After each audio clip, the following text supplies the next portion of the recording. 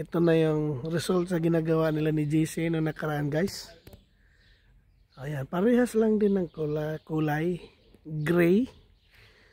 Binalik lang natin kulay puti. So ayan, puting-puti na yung mga mga fascia board.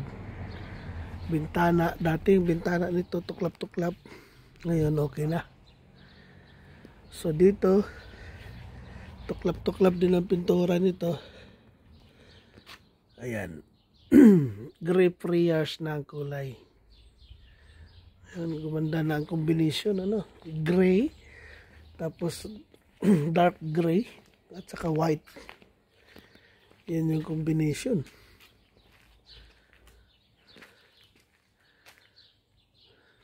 Ayan. So ito, binadget ko sa Team GC ng 10 days. Binadget ko sa kanila ng 10 days. Ginawa lang nila ng 7 days. Pang 7 days ngayon.